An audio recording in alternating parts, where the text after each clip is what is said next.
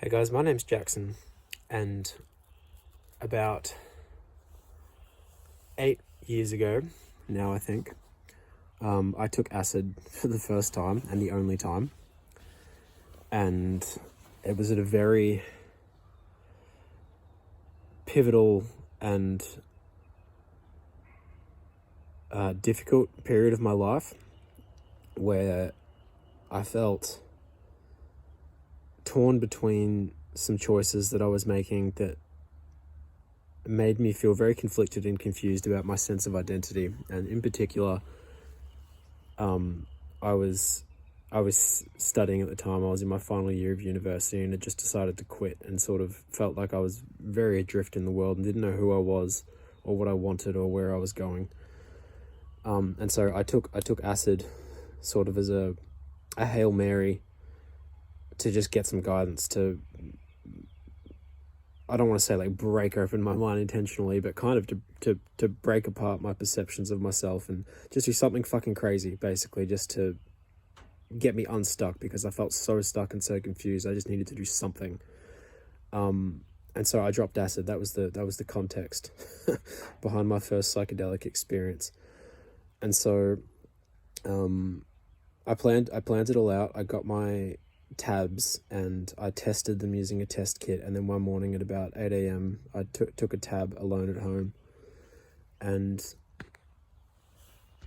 I had no idea what to expect, and nothing could have prepared me for it. But I was prepared as well as I could have been, because my heart was in it, and I was basically ready for whatever it entailed. Even though that was the setting, I wasn't I wasn't really, I guess, like ready. Like no one can be ready for an experience like that, because the idea of like being ready, it's like the same person who thinks that they're ready isn't the same person that comes out the other side, And the reason that a transformation takes place is because the experience is too big for your old sense of self to digest. And so that's the change that results from a psychedelic experience, is an ego transformation.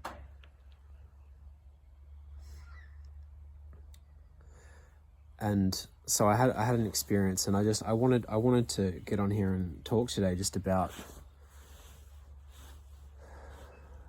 I guess, the way that changed me and how I handled and coped with the change, because it was a very destabilizing and difficult thing for me to deal with. And so just to paint a picture of sort of what happened, was I had that experience on that day, and without going into the details of what happened, basically I came out the other side with this immense experience sort of lingering in my consciousness. Like the LSD wore off, and I came out of it, and I was back sober, and my perception of being a human being came back, and the sensation of the passing of time and past, present, and future, and all of that shit, like it all dissolves when you're on a high enough dose of a psychedelic. So, but it wore off, and I came back, and it just the immensity of the experience, it felt like it had permanently just stretched, or not, sort of stretched and changed and transformed my body, my brain, my consciousness, like my personality, everything. And basically I spent the next maybe 3 or 4 months following that experience in a pretty much like what's called like a catatonic, I think it's called a catatonic state, where I felt like I couldn't talk to anybody. There was no way I was going to be able to go to a job or function in society or anything like that. My sense of memory was, it's very hard to remember what it was sort of like and how I lived. Like, I don't remember if I was like shopping for my own food, or if my like parents were doing that, or fucking how much time it exactly had passed, or what I was doing day to day. All I really remember was sort of just like spending day after day sitting in the garden for like hours and hours and hours at a time, and this immense resistance that would come up in my feeling. Like I felt like I was being torn apart whenever I had a thought of trying to work, trying to talk to anyone, even talk to a friend.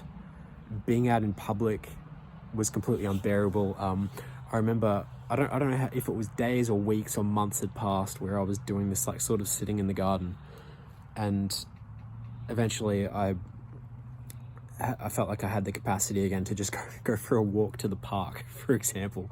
And I just remember even my awareness of cars driving past me on the road would make me feel like I was coming apart inside, because I think what the best way that I can explain it is the acid experience had made me so insanely conscious of the thoughts that I have about my own sense of self, or how I think people perceive me.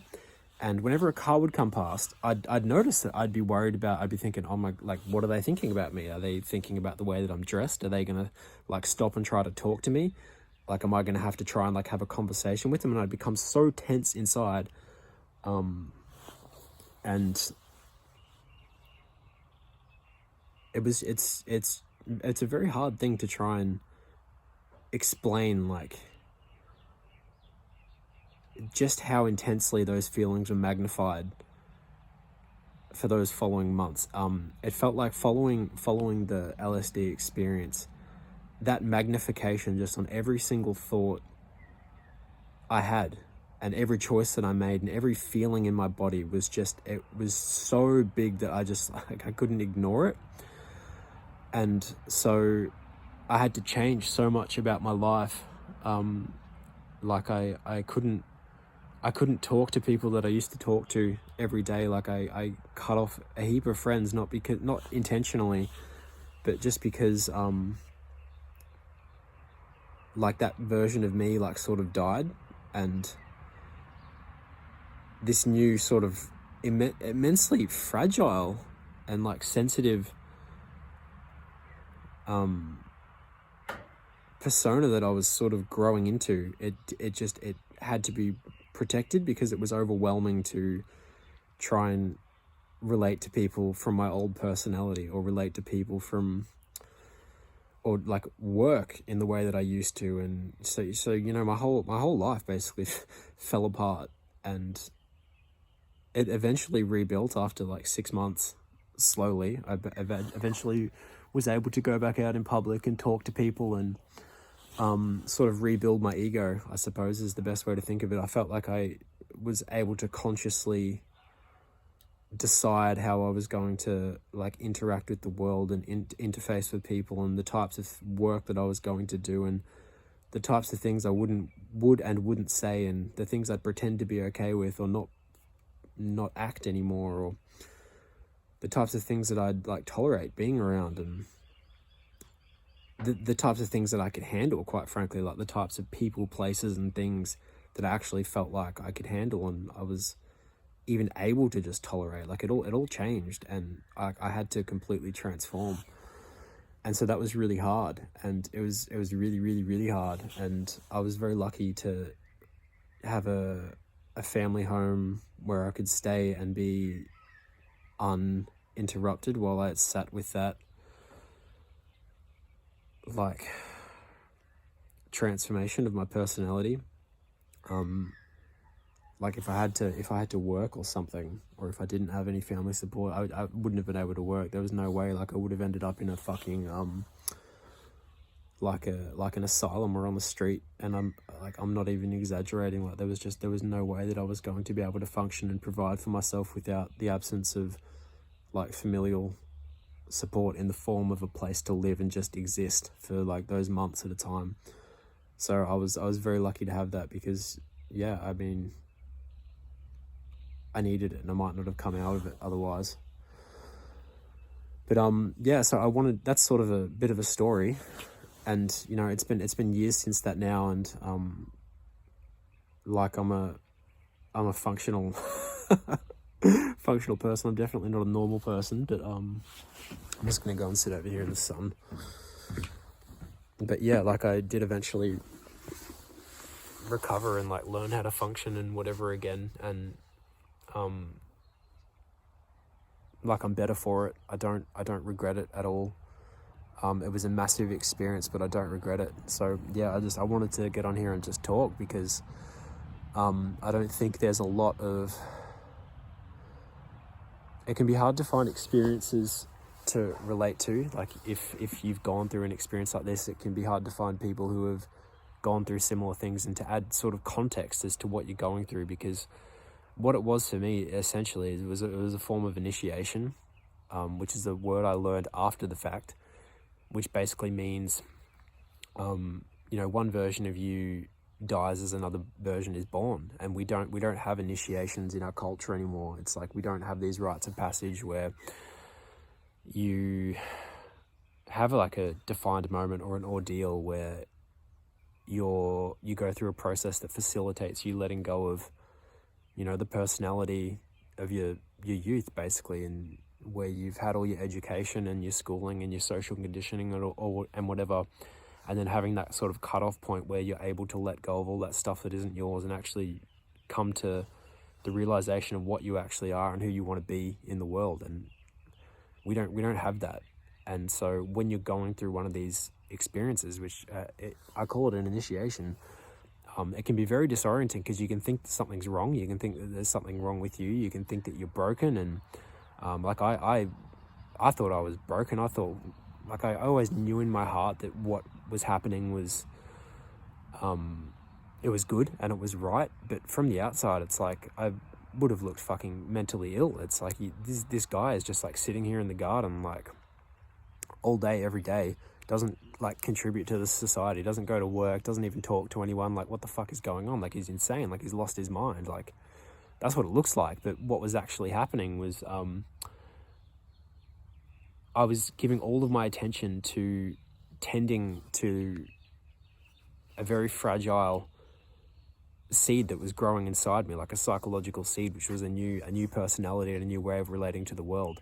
And just the immensity and the intensity of that experience that I had, that LSD experience, the sheer like just weight of that caused such a radical transformation that I just didn't have the attention for anything else. Like, I didn't have the capacity to pay attention to anything, or to function in the world, or to go to work, or to talk to people, or anything. Like, all of my attention at every single moment of the day, like I couldn't even let go for a second, right? It was like, when I was sitting there, it wasn't just like I was fucking watching TV or something. It was like I was sitting here just like this, just in the garden, giving my full attention to what was happening inside of me, because if my attention deviated for just a moment, it felt like I was just fucking torn apart, like, immediately. It's a very hard thing to explain, but I had to sit with that and just not move, and that was how I was able to sort of cross that bridge. It sort of felt like the experience sort of opened up like an intense avenue of awareness and a sensitivity to my own thoughts. And in order to not have that new sensitivity just spiral into like a psychological perception of catastrophe and like falling into an abyss, it felt like a psychological abyss. It felt like at all hours of the day I was on a tightrope walking across a psychological abyss, and I had to be absolutely focused on maintaining my balance on that tightrope, otherwise I'd plummet to either side. So that results in the catatonic state, where it's like you can't talk to anyone, you can't function. It's because all of your attention is focused on maintaining your balance and growing into your new sense of self. And so if you don't know, if you don't have context for what's happening, and if you don't have the support around you, I suppose, to help you comprehend that, it can be a very, very difficult and confusing thing. But it is a healthy thing if you're given the space and the opportunity to do it. And so that's just what I wanted to talk about, is I wanted to just share that experience. And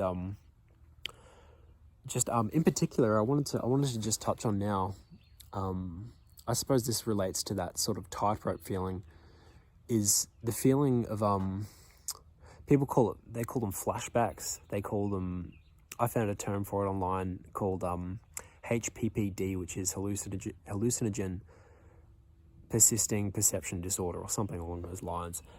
And basically what happens is, like, sometimes, this doesn't happen to me anymore, but for a while I'd be going throughout my day and I'd fall off that tightrope, and just suddenly, sometimes a bit out of the blue, I'd start to trip, and I'd start to look around, and I'd get this terrible feeling of anxiety, and it felt like I was just plummeting. It's very hard to explain, because it's sort of it's an emotional and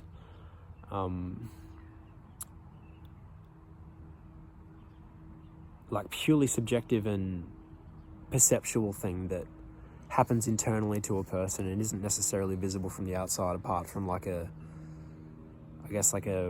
canatotic state or whatever that they might seem to fall into, where they stop talking to people or start to behave awkwardly or whatever.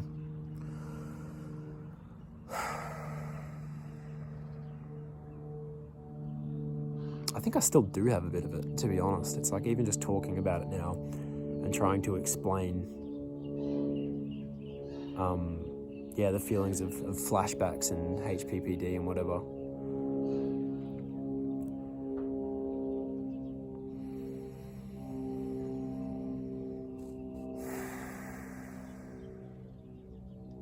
I'm thinking to myself that I could turn off this video and not post this, but I'm just gonna sit here for a minute and just be present with this feeling, because I feel like this is important.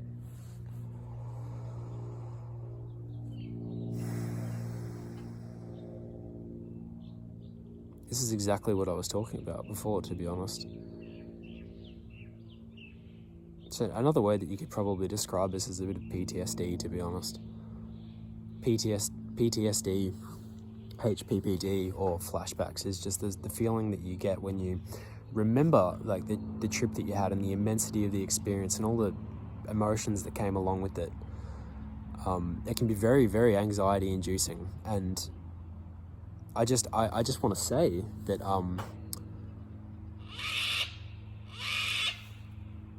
the way to deal with it,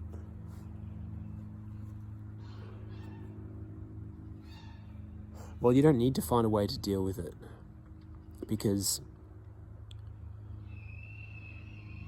in some ways it's it resolves itself. I think that's sort of the lesson that I've learned after years and years of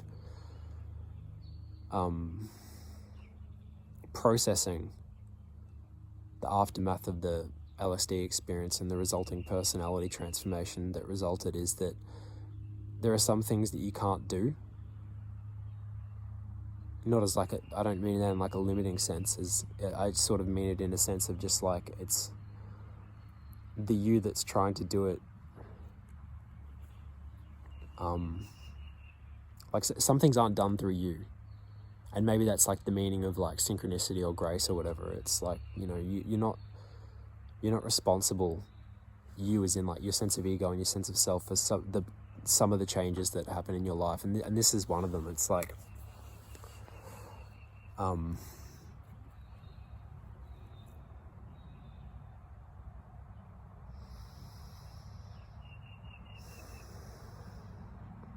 just as time passes, you learn to hold it, and you heal from it. And I think the most important thing to know, which I didn't at the time, is just that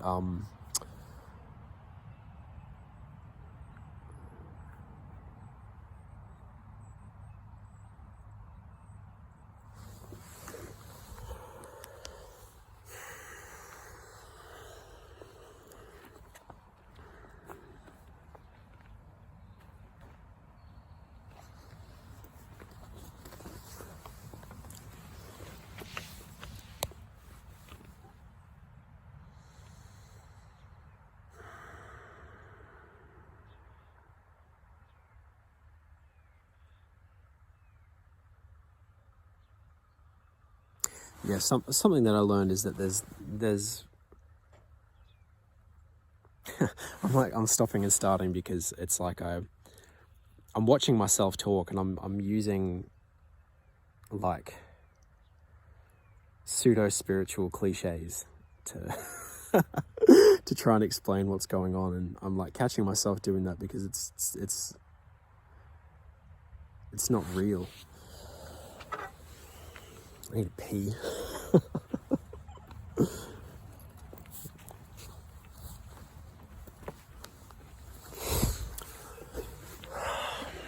Look,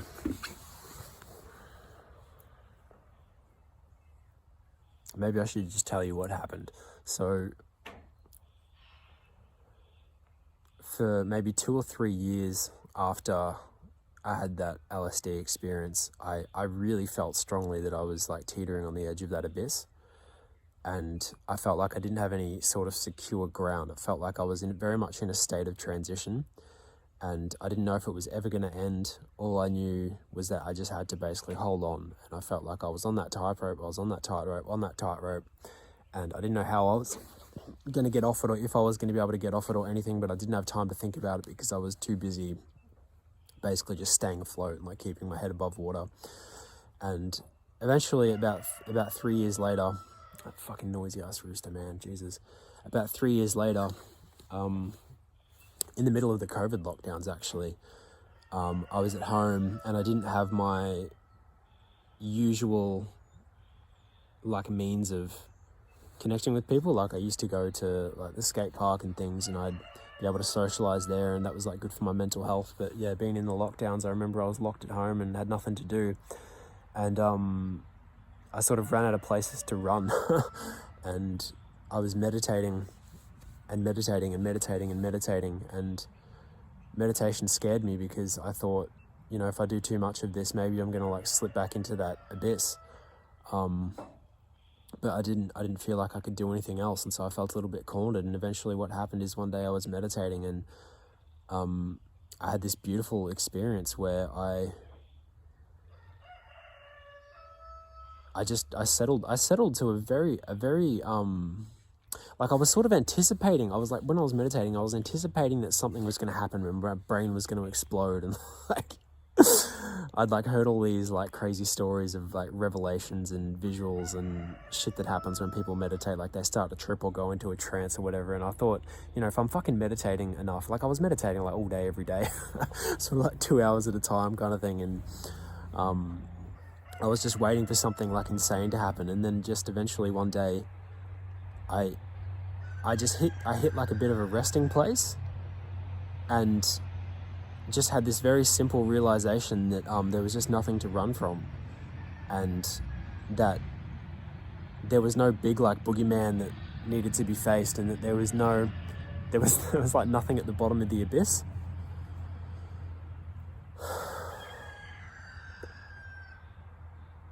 And that changed my life. It changed everything.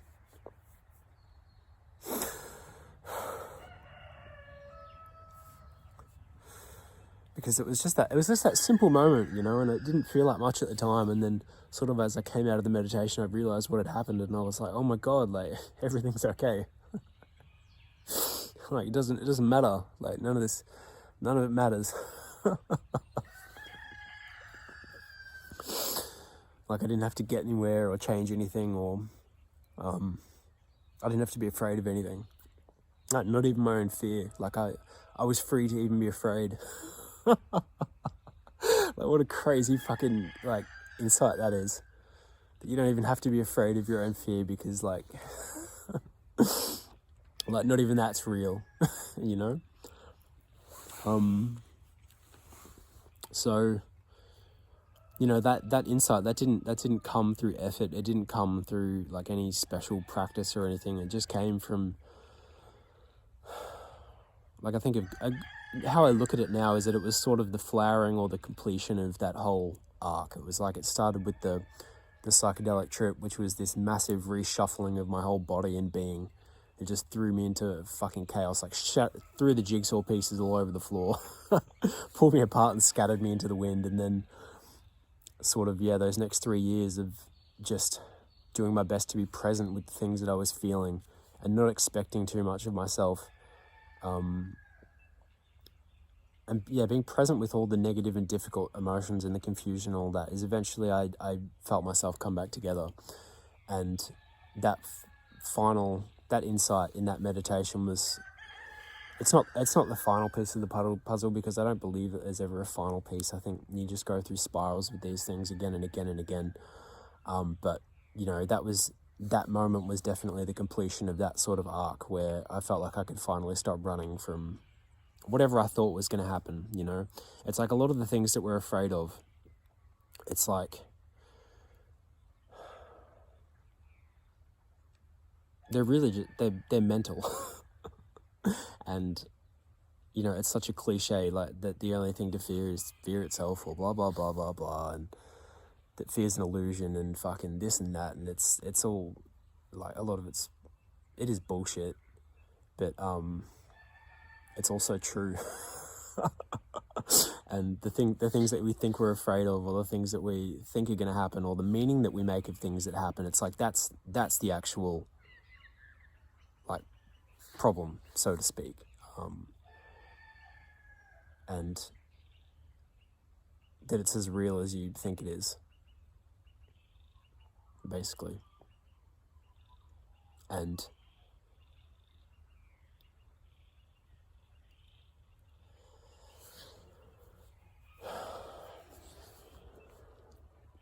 yeah. So I don't know. I hope that's helpful. But look, basically, if I was to be born again, or if I was to be born into a different life and to go through a psychedelic experience like the one I went to, if that were to happen again, the things that I would want to know were the things that I just told you, which is basically that, these rites of initiation and rites of passage and initiation, where you pass from one, that's what passage means, right? It's like you pass from one phase of life or one ego to another.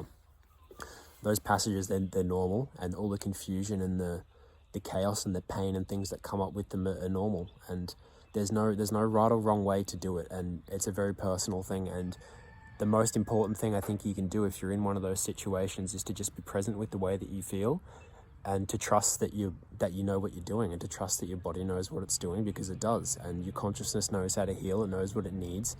And the whole experience is about breaking free of the judgments and the expectations and all of the old ways that you used to relate to the world. It's like you're letting that die so that you can come into a new being and a new way of relating to the world. And that's born from letting go of the old, and then consciously giving your energy on, I want to say, like, providing the scaffolding sort of for the new, just giving all your attention and all your awareness to the new thing that's trying to flower within you, and to let that take as long as it takes, and to know that it's all right.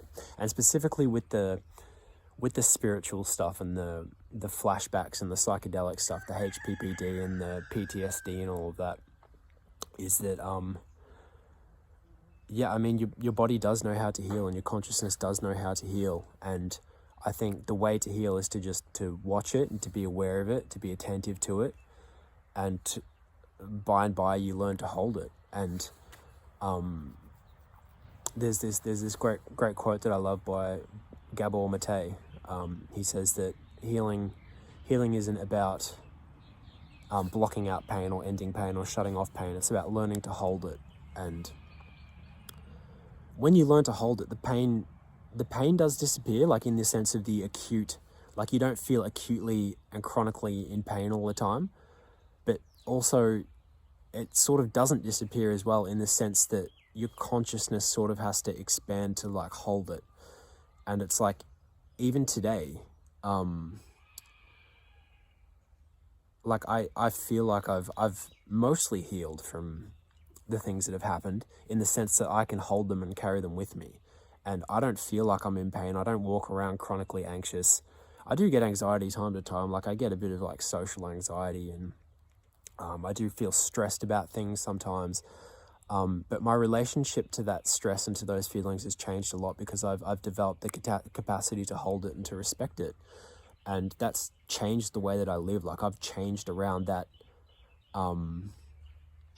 those feelings, you know. There's this great author, I follow, Sophie Strand. She talks about indigestible experiences or trauma, and some things, you know, it's like you don't really digest them. It's like you learn to just carry them. It's sort of the same idea. So I'm going to stop this before it gets too long. And yeah, I hope that was helpful for anybody out there who's going through a similar thing like this, or needed some context as to something that you might be experiencing. If you feel like sharing, feel free to write in the comments as well. Yeah, like questions or feedback or whatever, just whatever you feel like, if you want to say anything. But yeah, just to anyone, before I go, I want to say to anyone, yeah, who is going through it, or anybody younger or older or whatever who relates to that story, is just that, yeah, like it does end up okay. So at least it has for me. So take that for what it's worth. All right, see ya. And just one more thing that I want to add before I go.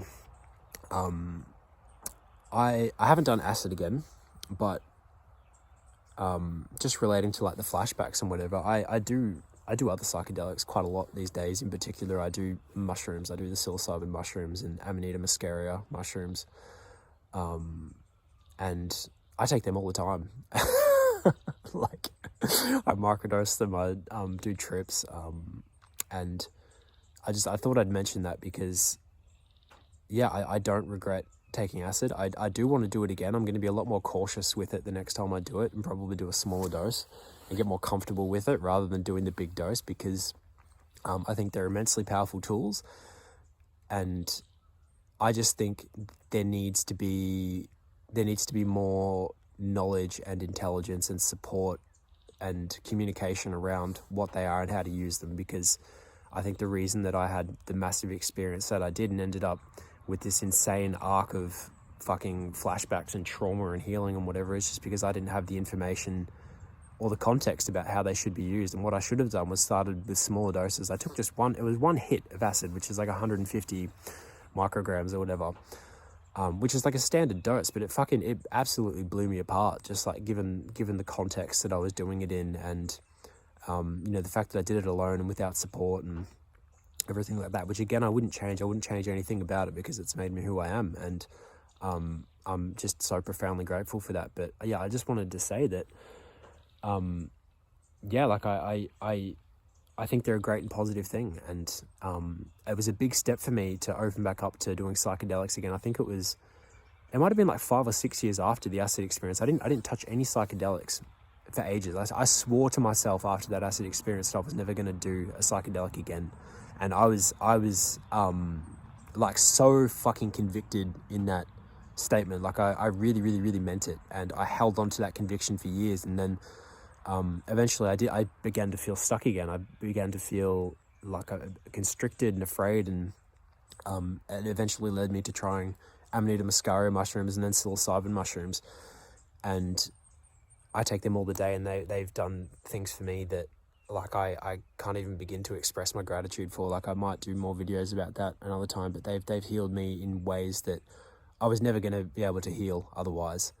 Like, they got me out of dark situations that I was stuck in and helped me break out of patterns and fears and helped me work through traumas and memories and experiences and all kinds of crazy shit. So yeah, I just wanted to say that, that, yeah, just, I used them today and I think they're great, and I'm not against psychedelics at all. So yeah, that's it. All right, see ya.